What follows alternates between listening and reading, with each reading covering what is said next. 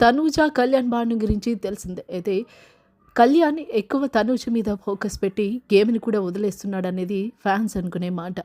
తనూజ వల్ల తన గేమ్ కూడా డౌన్ అవుతుందనేది క్లియర్ కట్‌గా మనకి కనిపిస్తోంది. అయితే ఈరోజు ప్రోమోలో చూస్తే పవన్ సాయి రావడం, అది నా పిల్ల అని డైలాగ్ అనడం, వెంటనే పవన్ కళ్యాణ్ చాలా ఎమోషనల్‌గా కనిపించడం, పవన్ సాయిని చూడగానే తనుజ చాలా హ్యాపీ ఫీల్ అయిపోవడం.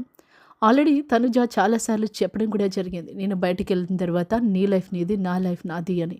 నువ్వు చిన్న పిల్లోడివి నాకు అట్లా మాట్లాడొద్దని చెప్పడం కూడా. సో, అనవసరంగా వాళ్ళు సెలబ్రిటీస్, వాళ్ళు బయటకెళ్ళాక ఈజీ గోయింగ్ అయిపోతుంది వాళ్ళకి. కానీ పవన్ కళ్యాణ్ ఎమోషనల్‌గా అన్‌బ్యాలెన్స్ ఉన్నారు. ఇప్పుడు గేమ్‌లో ఎమోషనల్‌గా అన్‌బ్యాలెన్స్ ఉంటే పవన్ కళ్యాణ్ ఆడే ఛాన్స్ చాలా తక్కువుంటుంది.